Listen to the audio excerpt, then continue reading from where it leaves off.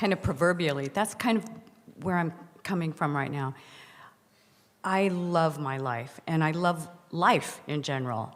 And I have so many ideas, so many things I want to learn, so many places I put my focus that it sort of feels like I'm dabbling all the time and I never quite get to the outcome that I want. Like I take Spanish lessons, I am an artist, I'm a writer. But you're already at the outcome. I'm happy.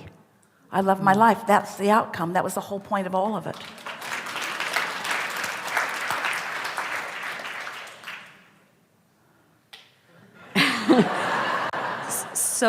So here's what I came up with at the beginning of the year, and I'm working on this right now. Like, what if, because I've been taking Spanish lessons for 3 years. I've been doing art for longer than that. I'm writing, but I'm not quite at the place where I'd like it to be. And so I'm thinking, well, maybe you should focus more, make a deliberate choice and focus and take like 30 days, like take 30 days per subject. Like maybe I really take 30 days and go take true. art workshops and do that. But then am I limiting myself? Because now I'm thinking like, gosh, if I take... You're really hard to please.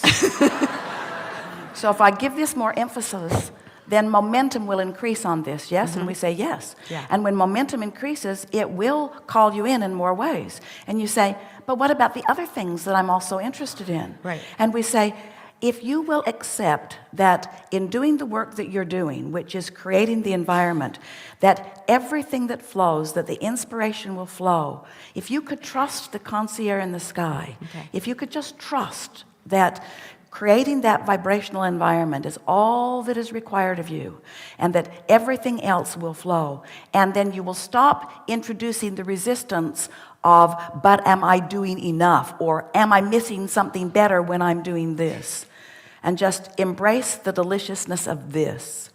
The momentum will grow on all fronts, and the thing that will feel magical, it isn't, it's just law. But the thing that will feel magical is the way in which all of those things that are important to you begin to dance together. You see, when you try to orchestrate it, and we get why you want to, because you're a deliberate creator. And it's fun. We have said to Esther and others, to all of you for a long time, make more decisions. And that's what you're talking about. But we want you to get into this conscious awareness of how good you feel, which makes you the perfect person to have this conversation with, because you're there. And then we want to say to you, now watch the results of what you have created in this environment. So if it's mostly good, feels pretty good, then change nothing. But that's not quite right, because you said, I'm feeling a little, you didn't use the words, I'm feeling a little impatience, or I'm feeling a little desire for it to move faster, or I'm feeling a little desire to get more feeling out of it. And so in that awareness, you, without meaning to, introduced some resistance into your vibrational climate. So you just made it less likely for it to be more like you want it to be than more likely for it to be like you want it to be. Isn't that interesting? Wow. Hey, Abraham, that's not fair. You told me to be deliberate in my creating. Now you're saying that if I notice that something isn't the way I want it, and so I say I want more of that, just in the acknowledging that I want more of something that isn't, I mess up my vibrational environment? Yeah, exactly. That's what you do. Wow. So the words that we've been offering to you lately are, your work is very simple. Create the environment, create the environment, create the environment, and see what comes to it. Create the environment and see what comes to it. And every single thing that comes to it, you created the environment that called it, you say. So you just keep reaching for that feeling again. What do you think? And you heard her and you felt her. So what do you think is the piece that feels a little missing? And we're delicate when we say that, because you said, I'm happy, and you are. But what, if something is missing, is it just a little more momentum? Or are you still trying to fill an old void that says you're supposed to make your mark in some significant way? Is it about the way others revere you? Whoa. Oh my God. Yeah. Yeah, part of it is that. Yeah. It's not like I don't, need to be, bright lights and fame. That's not it. But hear this, because this is the piece that you're reaching for. And Esther's just coming to it on her own, is that if creating my vibrational environment really is my work, and then I want to respond to the world from this centered place of alignment, then when something happens, my response to it comes from there. So my response to it feels really, really good.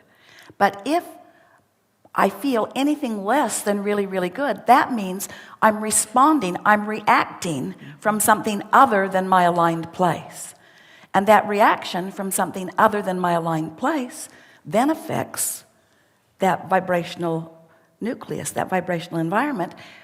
And the beautiful thing is that then law of attraction shows you in a variety of different ways what you just introduced, or what you just introduced more momentum to, you see. Right. It just gets easier and easier. Esther went through a phase recently where she said, well, I guess I just am a vibrational snob because I'm not too interested. I don't want to chat about problems anymore. I just want to do what makes me feel good. And the thousands of books that are being written on proper parenting and proper relationships and proper driving the Audi R8. In other words, all of those things, all of those books that are written about the way they all feel like just lip service and rhetoric, because I'm discovering, Esther is saying, I'm discovering the true power of alignment. So then all kinds of things unfold, which she formerly might think, well, there must have been a flaw in my vibration in order for that outcome to come, when that's never true, because things are always working out for you. So everything that is coming for the clarity that you're reaching for. So the very thing that you were asking about maybe I should spend more time on this subject just to goose it up and get it to go faster. The elimination of resistance will goose all those things up and get them to go faster too. Because that's the only thing that slows momentum is resistance, you say. So it's kind of a double-edged sword, because as you're saying this, it's interesting to me because the question was, what is the outcome that I want? And the outcome that I want is to feel good. To feel good and to see the art, or see turn the writing into a book, or turn the Spanish into... So what you're saying is, you get it that you want to create this vibrational environment that lets it flow. So you want to create the environment, and then you want to notice what comes. You want to create the environment, and you want to notice what comes. You want to create the environment, and then you want to notice what comes. Isn't that nice to know? You're just creating the environment and then noticing what comes. And as you notice what comes, the key is to not get too ahead of yourself by noticing the absence of what you want to come. Because when you get ahead of yourself in noticing the absence of what you want to come, what did you just do to your environment? Mm-hmm. And now you start noticing what comes, which is less of what you wanted than was coming before. We've been talking about this point of attraction, and we've been talking about getting on your high-flying disc. We'll talk about that more here today. But the thing that we really want to emphasize, and we know you're hearing it clearly, is everything that's coming to you is coming because of the atmosphere you've created. So the double-edged sword that you're talking about is you create the atmosphere, but then noticing what's coming or not coming then affects the atmosphere again. Isn't that interesting? So if you get really good at being a selective sifter, really good at appreciating what is coming that you want, really good at noticing how good you feel, really good at acknowledging. In other words, get out into this day and look at what is coming to you. Look at where you are. Look at this day. Look at this gathering. Look at this conversation. In other words, there is so much that is present in every waking moment that as you get oriented to looking for that, you'll feel no lack of what's missing, and then the momentum that you're asking for will increase until it might even increase to more than you're really up for, and then you notice that it really is. Create it and observe it, and create it and observe it, and create it and observe it. It's that simple. We've been talking way too much for way too long. It really is that simple. Thank you. Yeah. So much fun.